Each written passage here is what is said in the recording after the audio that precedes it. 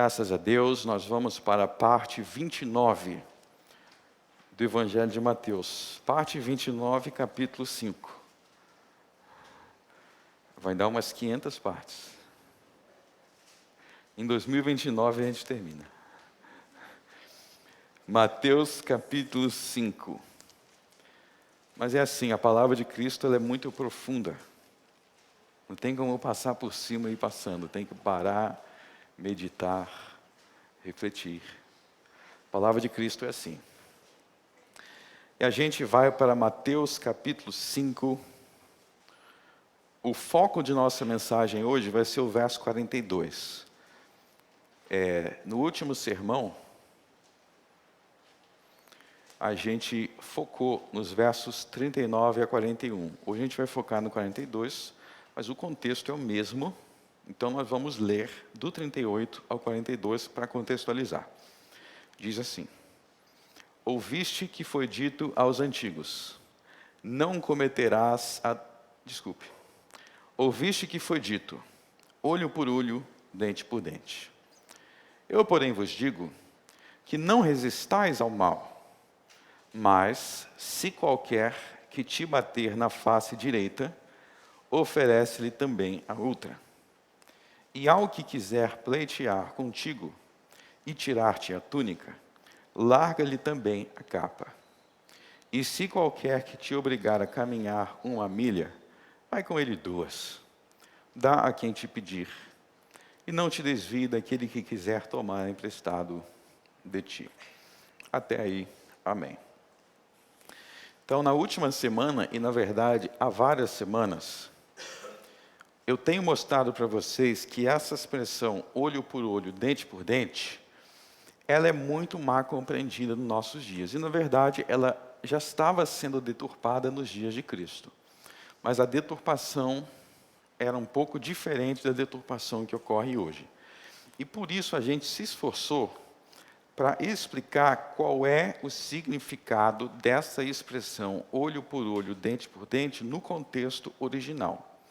Por quê? Porque no Sermão do Monte, Jesus ele vai citando textos bíblicos, ele vai citando ensinos que as pessoas ouviam, e ele vai trazendo correções sobre entendimentos errados que as pessoas tinham. E neste contexto, então, um grande problema que a gente tem é que muitas vezes o leitor moderno, o leitor atual, até pessoas que são da igreja, elas não conhecem o contexto original do que Jesus está citando. E aí realmente fica muito difícil de entender. Por exemplo, quando Jesus fala sobre o não matarás, né? Se a gente voltar na história do Pentateuco, lá na história do Gênesis, que foi escrito Moisés, o mesmo que Deus usou para dar os 10 mandamentos, se a gente voltar lá, Moisés contou a história do primeiro homicida. Ele contou a história de Caim, que matou seu irmão Abel. E quando Moisés contou essa história, Moisés enfatizou que o homicídio, ele tem origem no coração, e que o homicídio, ele tem origem na inveja e no ódio. É só vocês lerem lá a história de Caim e Abel. O homicídio começa na inveja, começa no ódio, criado pela inveja. O ódio, o invejoso é alguém odioso. E isso muitas vezes leva as pessoas às últimas consequências de matar alguém. Então, quem conhece Moisés, quem realmente tem familiaridade com os escritos de Moisés, conhece a história de Caim e Abel, e quem realmente estuda aquela história sabe que quando Moisés explica o homicídio, ele explica assim, que o homicídio não já começa no coração e vai para a boca até que vai para as últimas consequências. Então, mas fica muito difícil um povo que não prestava atenção nas Escrituras, que deturpava as Escrituras, entender do que Jesus está falando. Mas Jesus não está falando aqui nenhuma novidade, ele está repetindo o que já havia sido dito por Deus, de Gênesis a Malaquias, mas que o povo tinha se esquecido. E a mesma coisa do olho por olho, dente por dente. Então a gente viu que no contexto original, para a gente entender o comentário de Jesus, no contexto original, que é muito ignorado hoje também, o contexto original, infelizmente a maioria não conhece ou se já leu não entende. Mas no contexto original, o princípio do olho por olho, dente por dente, significa que os magistrados, os juízes, ou seja, o Estado, o governo, quando julgam um réu sendo acusado de um crime, eles devem julgar com justiça, inocentando o inocente, castigando e vingando o mal, e ao castigar o culpado, o castigo deve ser proporcional ao crime. Tem algum problema com isso? Não tem. Não tem problema nenhum. É isso que é olho por olho, dente por dente, no contexto original. Agora, quando você sai do contexto original e você entra para a cabeça dos fariseus e dos escribas, quando você entra no mundo de Barrabás, aí já vira outra coisa. Aí você vai encontrar Barrabás degolando o soldado romano e citando esse verso aqui. E e criando terrorismo. Mas não é esse o contexto original. Então Jesus, como um verdadeiro mestre da Escritura, ele precisa corrigir essas propostas, essas interpretações falsas, da mesma forma que hoje nós, como servo de Deus, nós precisamos corrigir interpretações falsas das coisas. Às vezes as pessoas citam um verso bíblico e a única parte que faz sentido do discurso dela é aquele verso que ela citou. O resto é tudo deturpação, abobrinha, tem muito disso por aí. Tem muito disso por aí. Para pensar. Eu falei alguns exemplos na semana passada, né? É necessário nascer de novo. Aí o pessoal diz que é reencarnação. E tem um monte de coisa. Não vou me delongar nisso, já falamos bastante na semana passada. Então, dos versos 39 a 41, o ponto é o seguinte. Há circunstâncias em que o Estado, os magistrados, os juízes, na sociedade que a gente vive, não são justos. Ou seja, quando eles vão julgar um crime, eles muitas vezes não aplicam olho por olho, dente por dente, que é o julgamento justo. E aí, então muitas vezes eles vão julgar um ladrão, e eles dizem, não, esse ladrão é inocente. E eles vão julgar alguém que é inocente, e vão dizer, não, esse cara, joga ele na cadeia. Não é assim que muitas vezes acontece, inocentes na cadeia, ladrões soltos, se for rico, solta mais rápido ainda. Então, ainda que no contexto original Deus estivesse mandando que o Estado, que os juízes, que os magistrados julgassem com justiça, punindo o criminoso e inocentando quem não é criminoso, quem é inocente tem que ser inocentado, é o princípio. Quem é inocente, o juiz tem que declarar como inocente, tem que investigar, tem que ver se tem testemunhas, tem que ver se as testemunhas não são falsas. Na conclusão da investigação, ele vai inocentar o inocente, e quem for culpado, ele vai dar uma pena que é proporcional ao crime. Olho por olho, dente por dente, vida por vida, pé por pé, mão por mão. No contexto original é assim. Mas e aí? E aí, Jesus? E quando os magistrados não são assim? E quando eles castigam o inocente, quem é bandido eles soltam, quem é inocente eles transformam a vida mais difícil. E quando você que não fez nada, eles ficam te perturbando. E quando os romanos perseguissem os cristãos? E quando os romanos não faziam justiça pelos judeus, o que nós fazemos em sociedades assim? Mais especificamente, Quando os tribunais não fazem justiça, os cristãos e os cidadãos de forma geral podem fazer a sua própria justiça, praticando a vingança pessoal? Então, Mateus 5, 39 a 41, são orientações gerais sobre o que fazer em circunstâncias assim. Então, vamos lá. Mateus 5, 39 a 41, vocês estão tudo de olho na Bíblia, né? Fala sobre ser afrontado, receber um tapa durante o julgamento. Isso é o verso 39.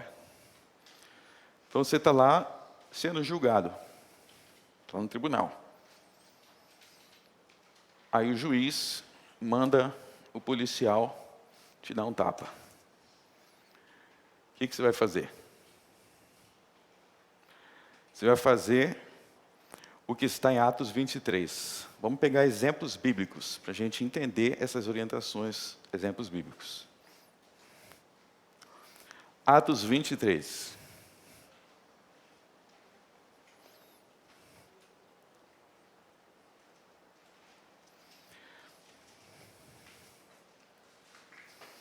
Verso 1. Isso aí é o julgamento de Paulo em Jerusalém. O julgamento de Paulo em Jerusalém. Paulo estava sendo julgado pelo Sinédrio. Verso 1. E pondo Paulo os olhos no conselho, disse: Homens e irmãos, até o dia de hoje tenho andado diante de Deus com toda boa consciência. Mas o sumo sacerdote Ananias mandou aos que estavam junto dele que o ferissem na boca. Para aí. Então Paulo estava lá, algemado, não com nossas algemas modernas, mas estava preso. Mas ainda imagina ele sendo julgado. Aí o sumo sacerdote que estava julgando ele, mandou um oficial lá dar um tapa nele, ferir a boca dele. Eu te pergunto, não leio o resto, mas eu te pergunto, o que Paulo poderia fazer? Bom, se for eu começo uma confusão e dou uma facada no juiz. Para pensar. O que você vai fazer? Sabe o que Jesus mandou fazer? Se você não tem como se defender ali, deixa na mão de Deus. Fica quieto. Deixa que Deus vai julgar. E é isso que Paulo fala, verso 3. Paulo não reage para bater em ninguém. Mas ele diz, então Paulo lhe disse: Deus te ferirá, parede branqueada. Tu está aqui assentado para julgar-me conforme a lei, e contra a lei me manda ferir? Então você vê que Paulo reclama. Você era para estar me julgando conforme a lei. Mas não vou ser eu que vou te ferir. Deus te ferirá, parede branqueada. Linguagem moderna. Seu pilantra.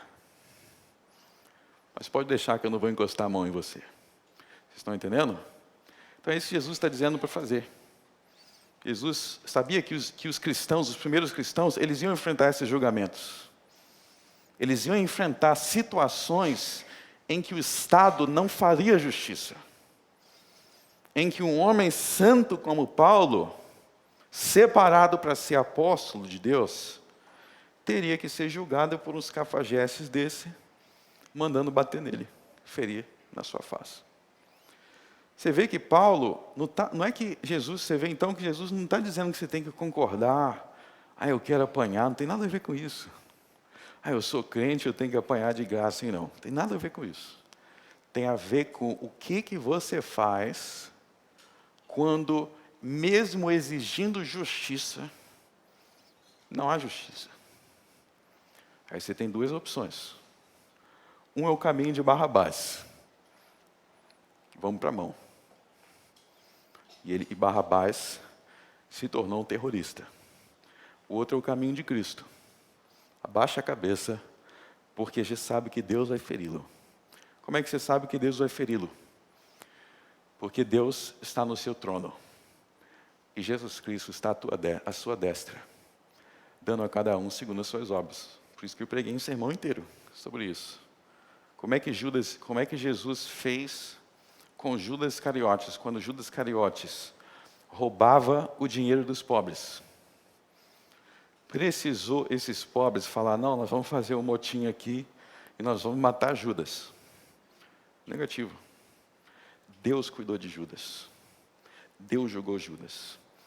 Vamos prosseguir então. Volte lá para Mateus 5.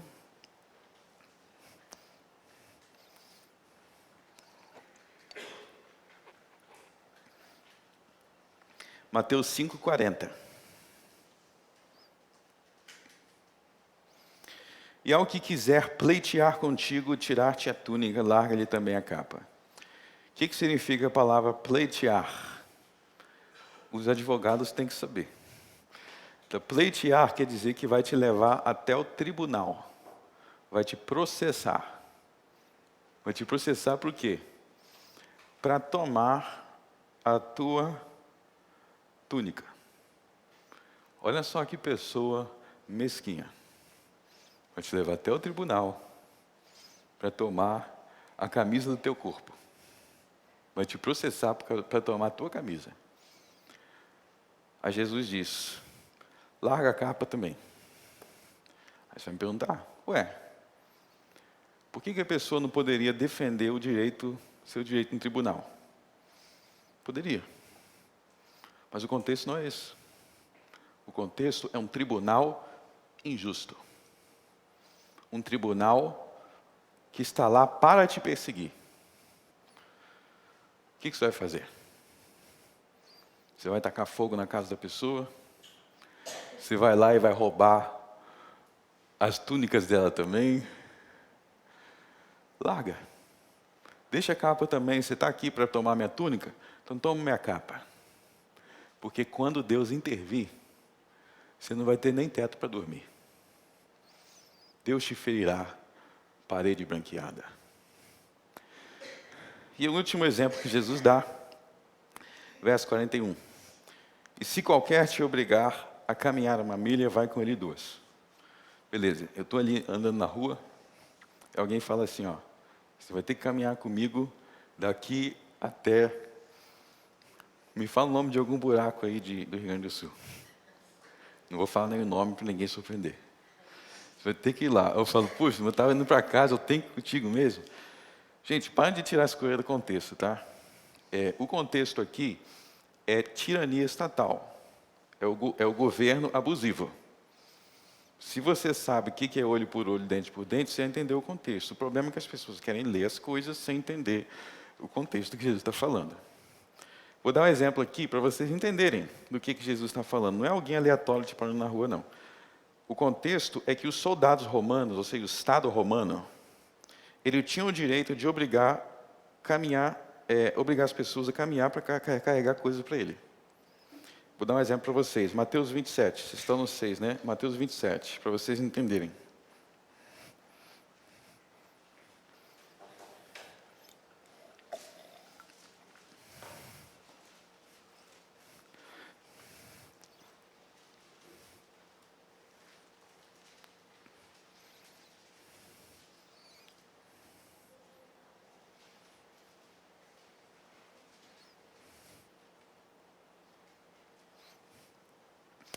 Mateus 27. E logo os soldados, verso 27. Mateus 27, 27. E logo os soldados do presidente, conduzido Jesus à audiência, reuniram junto dele toda a corte. E despindo-o, cobriram com uma capa de escarlate.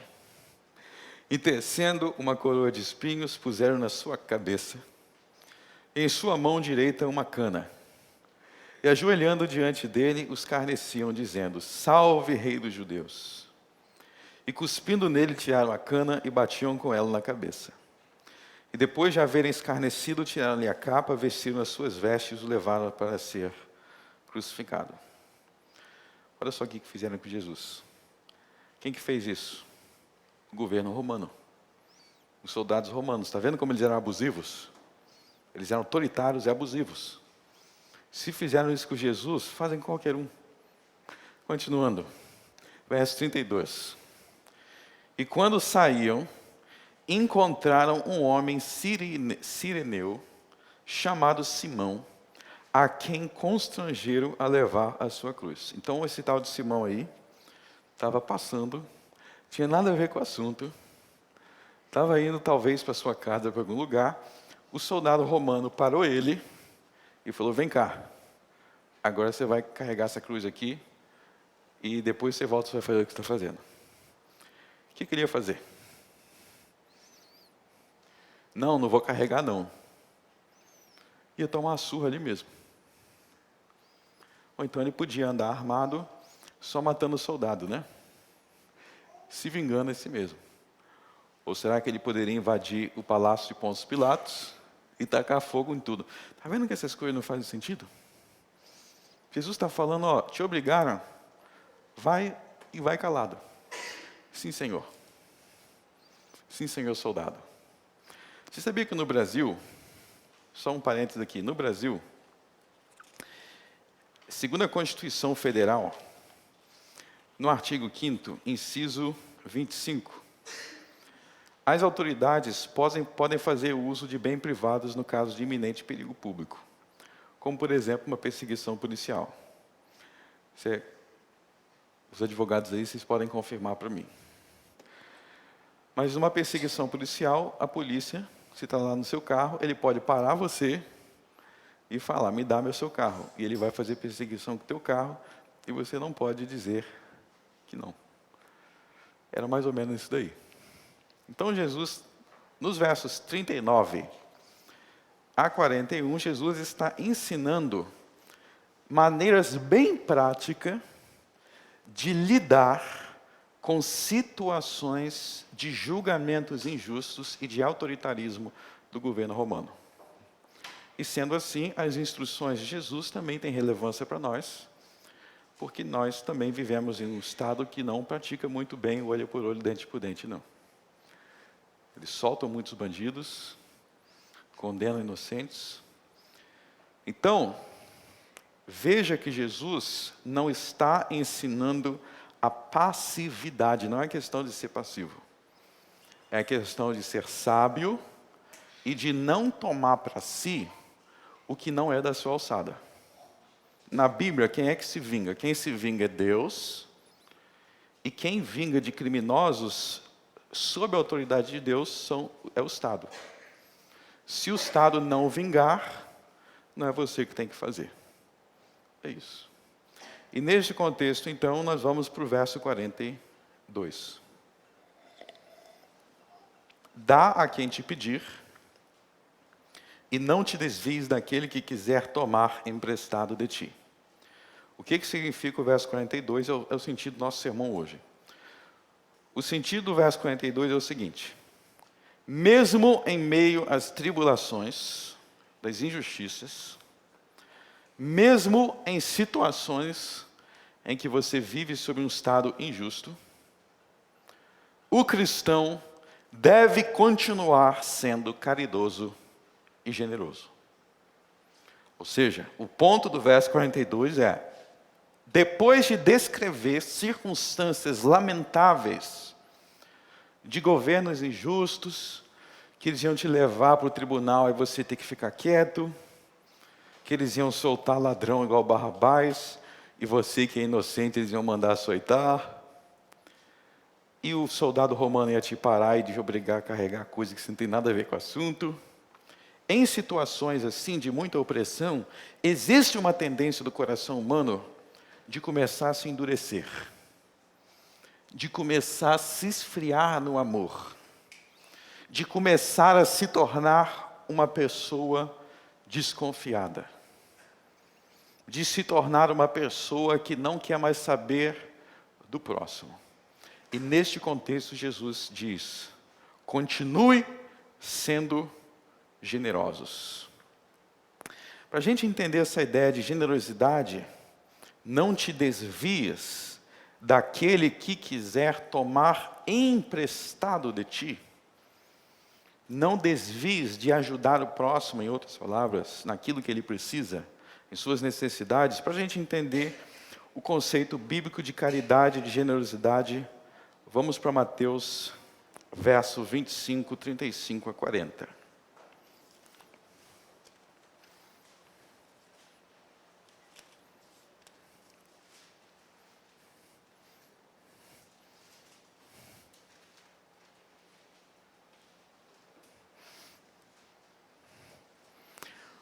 Jesus falando sobre caridade, ele diz assim, verso 35, porque tive fome e deste-me de comer. Tive sede e deste-me de beber. Era estrangeiro e hospedaste-me. Estava nu e vestiste-me. Adoeci e visitaste-me. Estive na prisão e foste me ver. Então os justos responderão dizendo, Senhor, quando te vimos com fome e te demos de comer? Ou com sede e te demos de beber?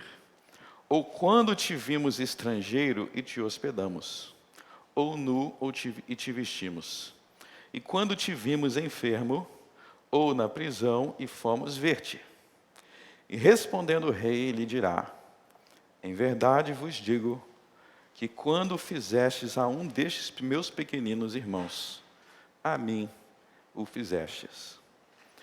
Então veja bem, as diferentes situações que Jesus descreve nos versos 35 e 36, é um resumo do que a Bíblia descreve como caridade e generosidade. Quando nós ajudamos as pessoas necessitadas de comida e bebida, tive fome, me deste comer, tive sede, me deste beber.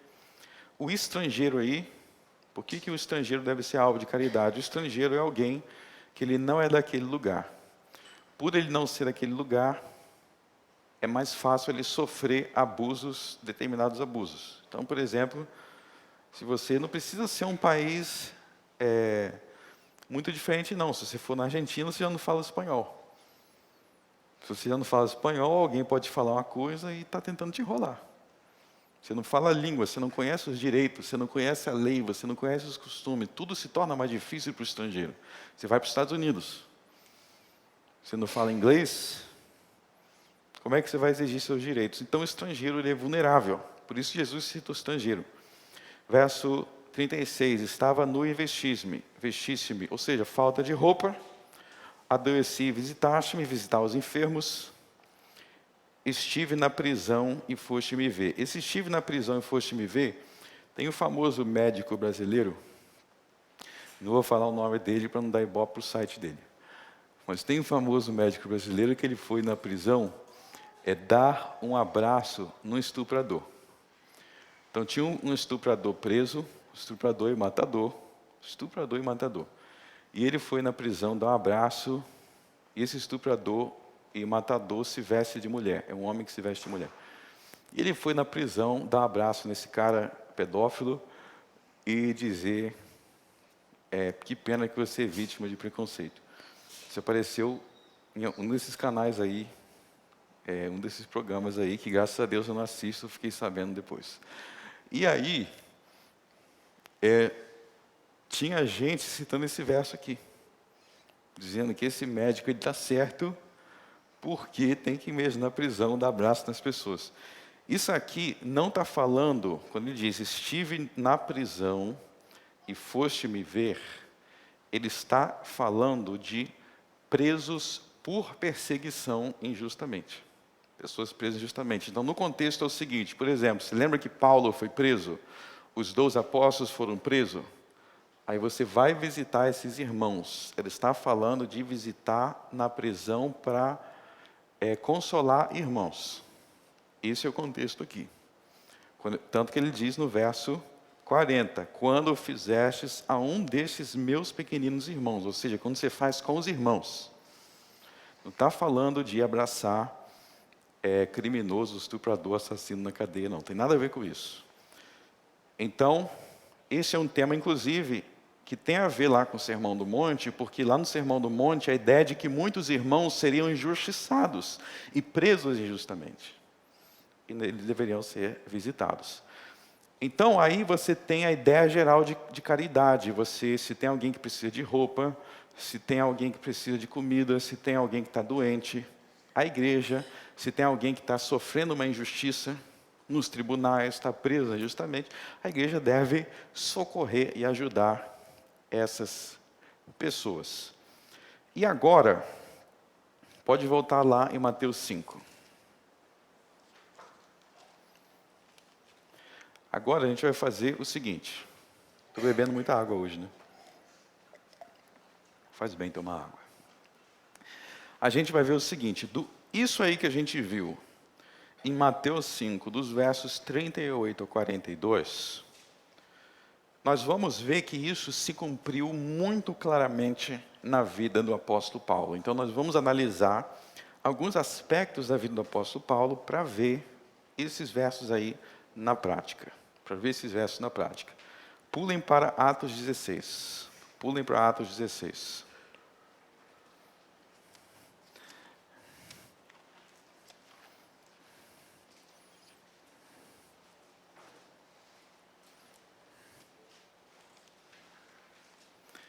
Atos 16.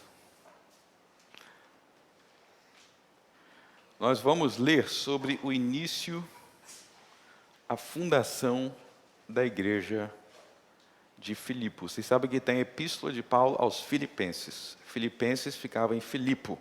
E aqui o início da igreja de Filipe. Vamos ler a partir do verso... só para contextualizar, nessa viagem aqui estava... Quem fundou a igreja de Filipe? Apóstolo Paulo, profeta Silas, e Timóteo estava junto, mas Timóteo ainda era iniciante. Estava começando ali a andar com Paulo e ver que a barra era pesada. Vamos ler a partir do verso 14. E uma certa mulher chamada Lídia, vendedora de púrpura, da cidade de Tiatira, que servia a Deus, nos ouvia. E o Senhor lhe abriu o coração para que tivesse atenta ao que Paulo dizia. Então veja que para alguém vir e aceitar a pregação do Evangelho e entender, é necessário Deus abrir o coração. Por isso que a gente sempre ora aqui, para Deus abrir os corações. Continuando.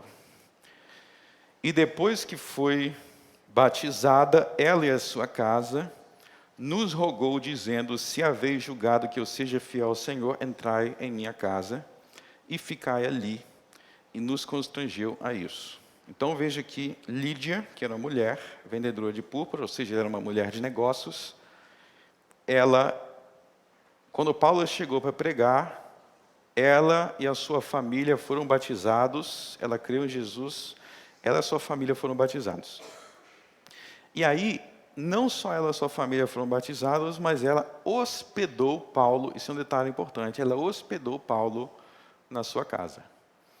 E aí entra já duas coisas que a gente viu lá em Mateus 25, quando Jesus define caridade. Não precisa abrir Mateus 25, mas eu vou reler para vocês ver como que ela se aplica. Olha, era estrangeiro e hospedaste. Então aí entra o apóstolo Paulo. O apóstolo Paulo era um estrangeiro. O apóstolo Paulo não era de Filipos. Ele era judeu. Então, era estrangeiro e hospedaste. E outra coisa, a gente vai ver que isso que ela faz de receber Paulo, de aceitar a mensagem de Paulo, de hospedá-lo como estrangeiro, a gente vai ver que é o contrário do que a gente vai ler no verso 16 em diante. Vamos lá. E aconteceu que, indo nós à oração, nos saiu ao encontro uma jovem que tinha espírito de adivinhação, a qual, adivinhando, dava grande lucro aos seus senhores. Esta, seguindo a Paulo e a nós, clamava, dizendo: estes homens que nos anunciam o caminho da salvação são servos do Deus Altíssimo.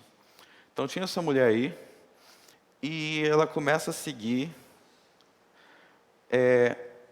os quatro. Os quatro quem? Paulo, apóstolo Paulo, profeta Silas, Timóteo, e também estava Lucas aí. Como é que a gente sabe que Lucas estava junto? Veja no verso 16 que ele diz: e a nós. o autor, está se incluindo naquele grupo. E aí essa mulher estava seguindo os 4, ela ficava só dizendo assim: estes são homens de Deus, estes são servos do Altíssimo. Imagina alguém te seguindo e falando que você é incrível, que você é demais. Verso 18. Isto fez ela por muitos dias. Mas Paulo, perturbado, aí Paulo começou a achar que tem algo de estranho. O que tinha de estranho? Essa mulher tinha demônios. Voltou-se e disse ao Espírito: em nome de Jesus Cristo, te mando que saias dela. E na mesma hora saiu. Estava endemoniada. Quero te mostrar 2 coisas aí. Número 1, vocês viram que existem demônios de adivinhação, que promovem essas religiões que têm adivinhação. Em algumas igrejas também tem esses demônios fingindo ser adivinhador também. E você vê que os demônios, eles querem promover culto aos santos. O que ela está fazendo aqui? Ela está adorando, exaltando Paulo. Este é Paulo, veja o foco em Paulo. Paulo, Silas, Timóteo, os santos. Exaltando eles. Meus irmãos, o demônio, ele não chega se apresentando como demônio. Você vê que ele parece um cara legal, falando algo legal, exaltando os apóstolos. Um demônio exaltando. Tenha mais atenção. Aí, Paulo, no começo, eu acho que ele, pelo texto aqui, no começo, depois ele pensou melhor e falou: tem algo de errado aqui. Aí, continuando, verso 19. E vendo seus senhores que a esperança do seu lucro estava perdida, prenderam Paulo e Silas e os levaram à praça à presença dos magistrados. Aí vai começar a acontecer o que Jesus falou. Será que esses magistrados aí vão aplicar olho por olho, dente por dente? Ou eles vão fazer injustiça com Paulo e com Silas e com Timóteo e com Lucas? Timóteo e Lucas estavam só de acompanhantes. Quem realmente estava pregando e falando, interagindo, eram Paulo e Silas. E aí eles não gostaram, porque eles tiravam dinheiro dali. E é mais uma coisa que você precisa entender. Vocês percebem que, por trás de falsas práticas religiosas, existe interesse financeiro. Mas veja que o fato de haver interesse financeiro não quer dizer que não tinha uma atividade espiritual real ali, inclusive demoníaca. Tinha, e por trás, então estava junto, o pecado da adivinhação, espírito imundo e ganância, de arrancar dinheiro do povo. E aí, quando você mexe com a falsa religião, muitas vezes eles te levam para o Estado, para você ser julgado. E vamos ver, verso 20. E apresentando aos magistrados, disseram: estes homens, sendo judeus, perturbaram a nossa cidade e nos expõem costumes que não nos é lícito receber nem praticarmos, visto que somos romanos. Então aí entra a denúncia, fizeram uma denúncia. Eles estão ensinando coisa errada aí, eles têm que ser punidos. Verso 22. E a multidão se levantou unida contra eles, os magistrados rasgaram-lhe as vestes, mandaram açoitá-los com varas. E havendo-lhe dado muitos açoites, os lançaram na prisão, mandando o carcereiro que os guardassem com segurança. Foi olho por olho, dente por dente? Sim ou não? Não. Fizeram injustiça, condenaram o inocente. E o que Paulo vai fazer? O que Paulo faz? Paulo vai... Presta bastante atenção. Vocês vão ver que Paulo vai seguir exatamente o que Jesus mandou no Sermão do Monte. Verso 24. O qual, tendo recebido tal ordem, os lançou no cárcere interior e lhes segurou os pés no tronco. E perto da meia-noite, Paulo e Silas oravam e cantavam hinos a Deus, e os outros presos os escutavam. E de repente sobreveio um tão grande terremoto que os alicerces do cárcere se moveram, e logo se abriram todas as portas e foram soltas as prisões de todos. Para aí, que isso é muito importante. Às vezes a gente lê assim, e perto da meia-noite, Paulo e Silas oravam e cantavam hinos a Deus. E às vezes a gente lê isso e a gente pensa, eles estavam só passando um tempo que eles não tinham nada para fazer, e eles estavam lá só fazendo algo para passar o tempo. O que será que eles estavam cantando? Que hinos eram esses? Se pergunte. Será que eles estavam cantando assim, ó, para a direita? Aí Silas gritava, para a esquerda. Aí eles davam uma giradinha, uns louvorzinhos assim, para se divertir e ficar mais animado. Preste atenção. O que é a igreja primitiva? Eu quero que vocês percebam a implicação disso. Paulo e Silas, entendam que quando você lê os hinos que eles cantavam, pense nos salmos e pense nas letras dos salmos. O que nós aprendemos a cantar tantas vezes nos salmos? Por exemplo, Salmo 3. O que nós cantamos no Salmo 3 aqui? Senhor, como aumentam contra mim os opositores meus. São muitos os que proferem contra mim, nem Deus os salvará. E ele vai clamando. Ou seja, Paulo e Silas, não estando cantando hinos para passar o tempo, eles estão cantando hinos porque eles estão entregando os seus inimigos nas mãos de Deus. Eles não estão vingando-se a si mesmo. Eles estão cantando para dizer, Deus, intervenha. Deus, olha o que eles fizeram. Deus, nós estamos aqui dando a outra face. Ouça no Senhor. E aí, sabe como é que Deus responde ao canto dele? Enviando um terremoto contra aquela cidade. Verso 23. E de repente sobreveio um tão grande terremoto. Vocês têm que entender que tem uma conexão entre eles cantarem e esse terremoto. Eles estão pedindo livramento a Deus no canto. Eles estão orando, eles estão cantando. E Deus responde, sacudindo a cidade inteira. E o terremoto não é um terremotozinho pequeno. Um tão grande terremoto que os alicerces do cárcere se moveram, até a prisão se abriu toda. Eu não sei qual hino eles estavam cantando, mas eu sei que eles estavam clamando a Deus. Talvez eles estivessem cantando o Salmo 18, quer ver? Abra lá o Salmo 18.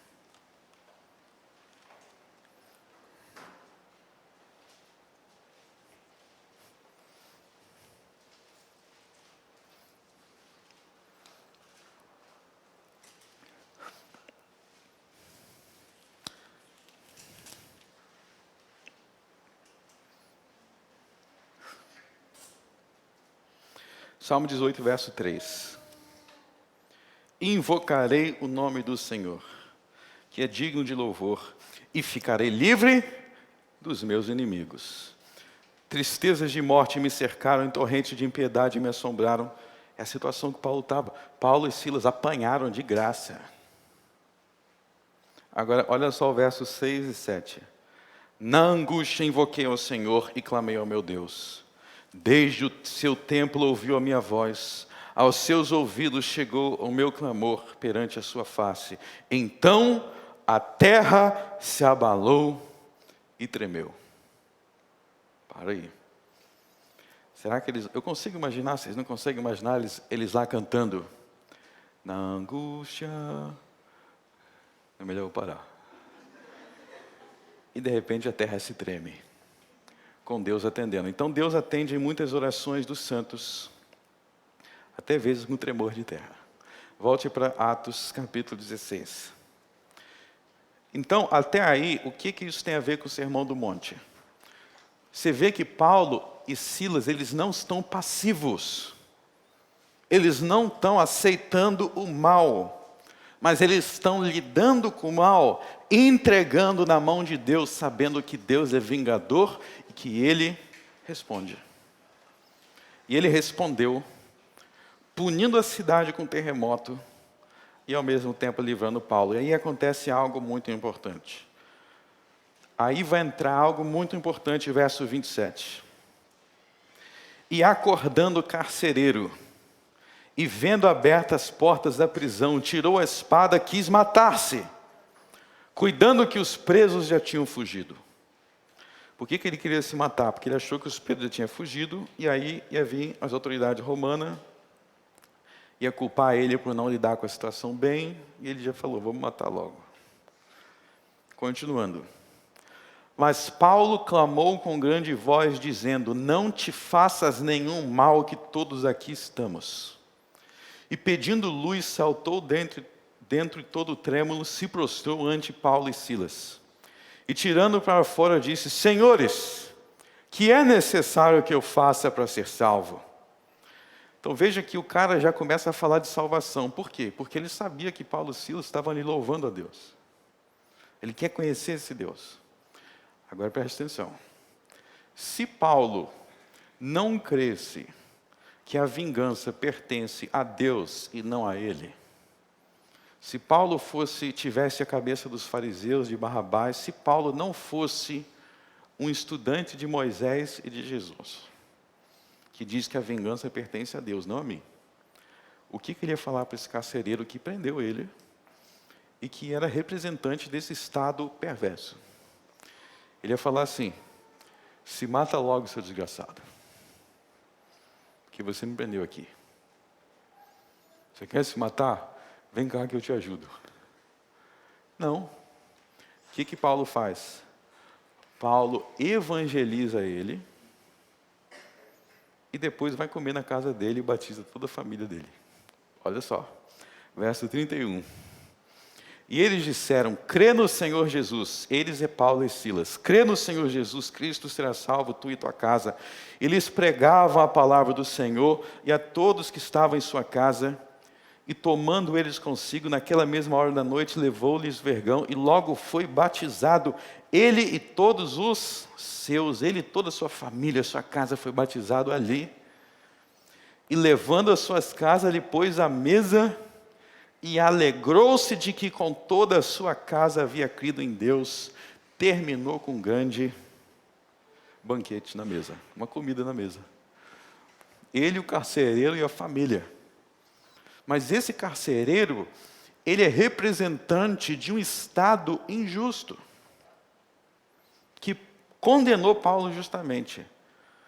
Paulo disse que não existe vingança? Não. Mas Paulo entendeu que a vingança vem da forma correta, vem de Deus. Ele não ficou tentando fazer justiça com as próprias mãos. Ele não falou, agora que fugiram, agora eu vou pegar esse carcereiro e eu vou matar. E eu vou dar uma surra nele. Não, se ele tivesse que tomar uma surra, que Deus dê a surra. Se ele tivesse que sofrer, que Deus fez. Paulo cumpriu o papel dele, como apóstolo. Qual era o papel dele? Pregar. E terminou com o cara batizando toda a casa, toda a família, e os dois reunidos ali já comendo. Que jantar abençoado.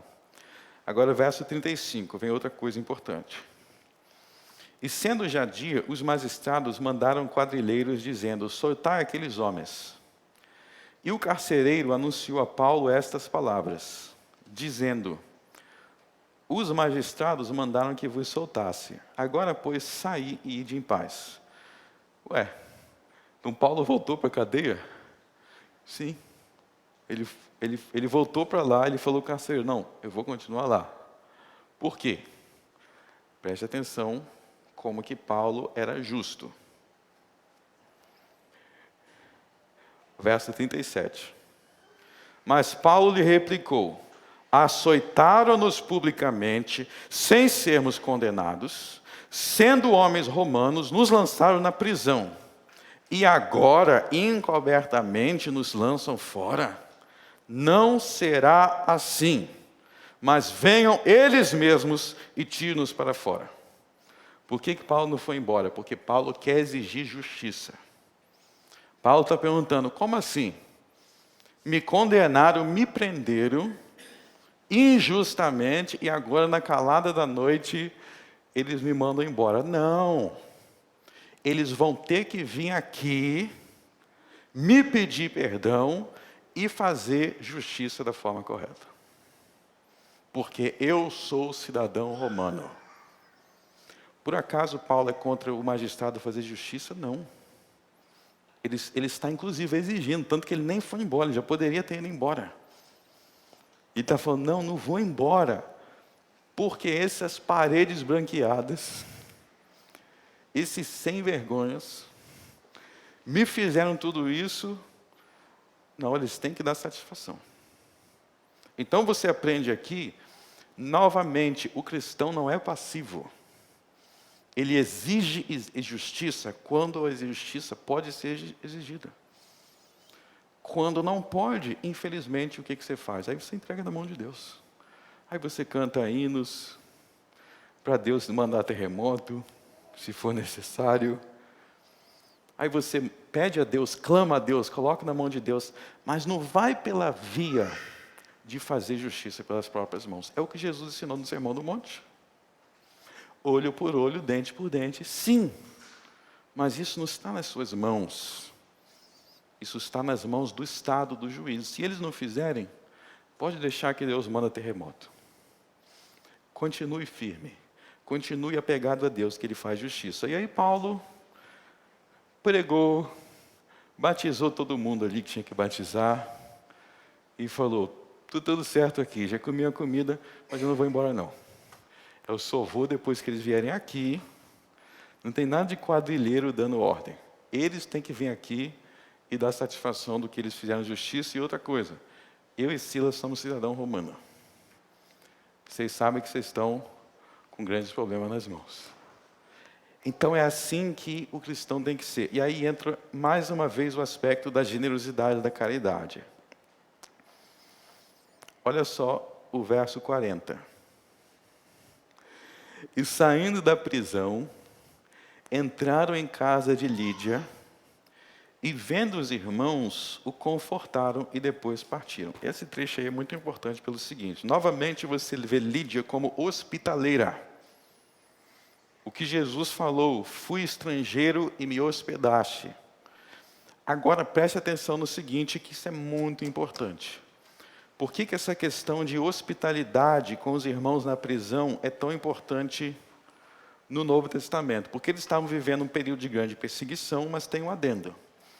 No período de grande perseguição, você tem um incentivo para não querer ser hospitaleiro e para não querer visitar ninguém na prisão. Para pensar. Para pensar no seguinte. Vocês lembram quando Jesus foi preso? Prenderam Jesus, Jesus estava sendo julgado. O que o apóstolo Pedro fez? O apóstolo Pedro, ele falou, ei, eu estou aqui, hein? Eu também sou apóstolo dele, sou seguidor não. Primeiro, o velho Pedro, ele puxou a espada dele. E ele falou, agora nós vamos matar todo mundo, vai ser o nosso olho por olho, dente por dente aqui. Jesus, você não é rei, então vai começar aqui a revolução. Aí quando Jesus mandou para, coloca a tua espada de volta na tua bainha, nós não vamos começar a revolução contra Roma aqui não. Aí Pedro murchou e saiu correndo. Aí quando Jesus foi ser julgado, Pedro foi caladinho, bem quietinho, se aproximando de onde... Você sabe que Pedro é assim, né? Ele tinha essas crises dele, mas ele não conseguia se manter longe de Jesus. Não conseguia se manter longe de Jesus. Ele foi lá caladinho, só observando Jesus sendo julgado. E andava para um lado, andava para o outro. Até que chegou alguém e falou assim, ei, eu te conheço. Tu não é discípulo daquele cara, não? Que está sendo julgado dentro. E Pedro, eu? Não conheço, não. Eu estou aqui andando. Por quê? Por quê? Porque ele estava com medo de ser preso também. Então, se tem uma perseguição, é arriscado você receber essas pessoas na sua casa e é arriscado você ir visitar na prisão. Então, quando Paulo estava preso, tinha que ter coragem para ir até Paulo visitar ele. Porque senão o soldado, peraí, por que você está visitando esse cara toda hora? Você está junto com ele nisso daí? Era arriscado. Então vocês têm que começar a enxergar essas passagens assim. Havia muitos riscos para os primeiros cristãos de se associarem aos apóstolos. Então, no verso 40, Lídia está sendo muito corajosa e muito virtuosa, porque ela está recebendo na casa dela homens que acabaram de ser presos. E se aqueles caras fossem lá, peraí, o que você está recebendo esses caras abrigando aqui? Então você vai para a cadeia também.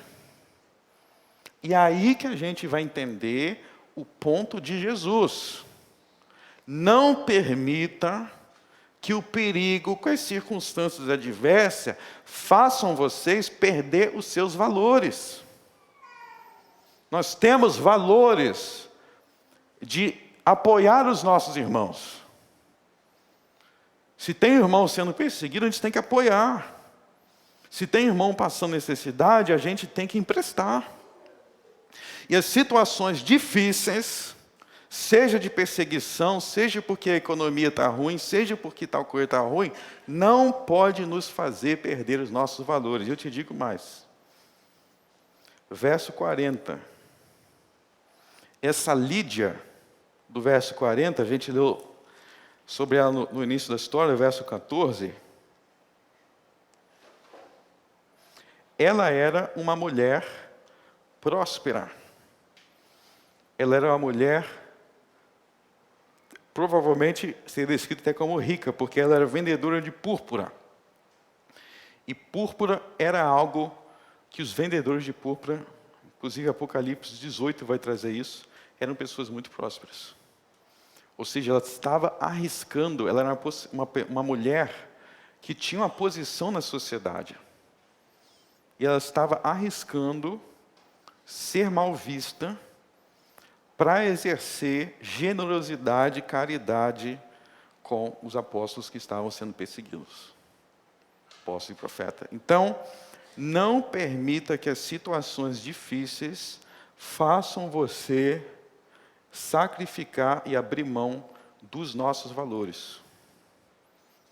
Eu vou fazer de conta que não conheço o apóstolo Paulo, porque é meio arriscado, então eu ignoro ele. Não. Ele é o apóstolo de Jesus Cristo, e eu vou receber ele na minha casa, sim. E eu vou dar a ele de comer, sim. E se os magistrados quiserem me perseguir, que persigam. Então esse é o ponto de Cristo lá no Sermão do Monte, quando ele vai dizer, diante desses cenários, não deixem de ser generosos, não se desvie daquele que precisa da sua ajuda, porque os tempos são difíceis. Não se desvie de quem precisa, por causa das circunstâncias, deixando quem você tem que ser em Cristo.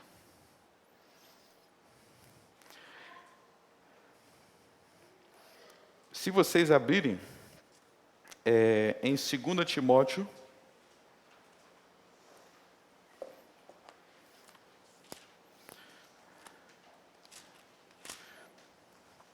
que Paulo escreveu na prisão. Então, Timóteo, que estava com Paulo lá em Atos 16, Paulo escreveu essa carta aqui para ele, quando ele estava preso em Roma. Então, não é mais na prisão em Filipe, agora é outra prisão. Quando ele estava preso em Roma.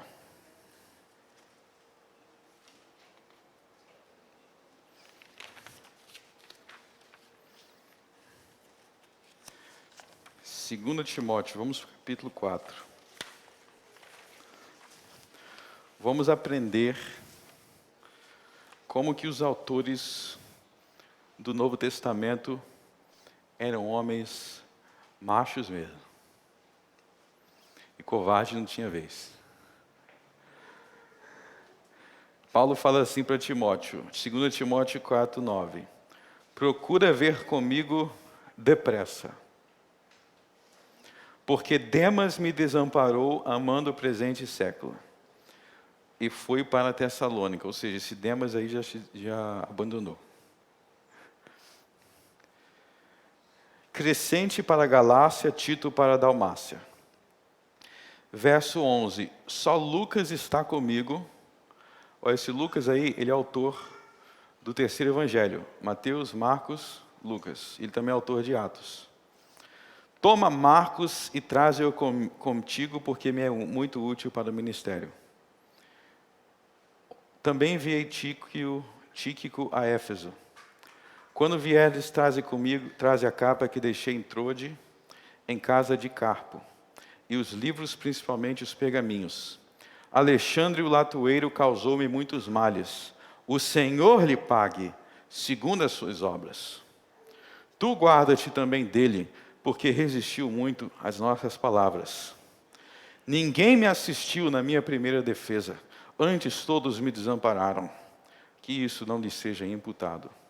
Mas o Senhor assistiu-me e fortaleceu-me, para que por mim fosse cumprida a pregação, a todos os gentios a ouvissem, e fiquei livre da boca do leão.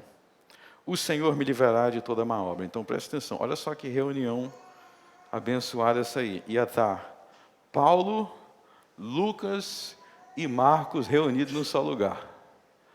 2 escritores do Evangelho, Marcos escreveu Marcos, Lucas escreveu Lucas, Paulo escreveu as 14 epístolas, iam estar tudo reunido na prisão, na cadeia de Roma. E Timóteo junto também, né? Timóteo também estaria lá. Então, 4 colunas da fé reunidos. Agora pense no seguinte. Eles estão cumprindo o que Jesus falou no Sermão do Monte. Estive preso e vieste visitar-me. Agora pensa na coragem desses homens de sair lá de não sei aonde para visitar Paulo na cadeia de Roma, no centro do império. Tem que ser muito corajoso. Vocês estão achando que esse Novo Testamento foi escrito por qualquer um? Que uns caras amedrontadão assim? Os caras eram muito corajosos. Eles estão no centro do império e Paulo fala, vem, traz Marcos, Lucas já está aqui. Paulo aqui estava perto de morrer e é uma das últimas reuniões que eles vão ter juntos. E Paulo ainda está querendo ler livros. Essa é para você que não gosta de ler livros. Paulo está na cadeia querendo ler. Ele diz, traz meus livros. Agora preste atenção no verso 14. Alexandre o latoeiro causou-me muitos males. Esse Alexandre aí com certeza está no inferno. Causou-me muitos males. Paulo fala que ele vai se vingar dele? Não. Mas o que Paulo diz? O Senhor lhe pague segundo as suas obras. Que o Senhor lhe pague segundo as suas obras. E você, Timóteo, toma cuidado com ele quando você vier. Toma cuidado com ele, que ele é perigoso. Mas o Senhor irá pagar-lhe. Então veja que no final do ministério de Paulo, antes dele morrer, eles estão sendo perseguidos, Paulo está na cadeia, mas eles continuam guardando as suas virtudes. E vai lá, Lucas, Timóteo, Lucas e Marcos, no centro do caldeirão, em Roma, usar de caridade com um grande apóstolo. É assim que o cristão é. Não importa as circunstâncias, ele vai continuar sendo justo, ele não vai buscar fazer justiça com as suas próprias mãos, porque ele sabe que o Senhor dá a cada um segundo as suas obras. Verso 14. E assim foi. Com certeza esse Alexandre Latoeiro recebeu muitos castigos. Vamos orar. Senhor nosso Deus, nos ensine a viver conforme Jesus nos ensinou no Sermão do Monte. Que diante de injustiças, diante de erros, que nós não venhamos reagir usurpando algo que não nos pertence. Que nós venhamos aprender que não é nos vingando por nós mesmos que nós conseguiríamos solucionar. mas ao Senhor pertence a vingança. E Ele dá a cada um segundo as suas obras. Que nós sejamos corajosos para não perder as nossas virtudes em meio ao mundo mau. Que nós não deixemos de ser generosos. Que nós não deixemos de ser hospitaleiros. Que nós não deixemos de olhar para os necessitados pelo fato dos tempos serem difíceis. Que nós não sejamos pessoas dominados pela frieza e pela dureza, desconfiados de tudo e de todos, pelo fato dos tempos serem difíceis. Que nós não venhamos ser dominados por um desejo de vingança pessoal pelo que nós passamos, mas que nós possamos fazer, como diz o salmista, no Salmo 3, dormir tranquilos, sabendo que mesmo diante de toda oposição, Deus vai intervir. E Ele há de quebrar os queixos dos perversos. Porque Ele é aquele que dá a cada um segundo as suas obras. No nome de Jesus, eu oro. Amém.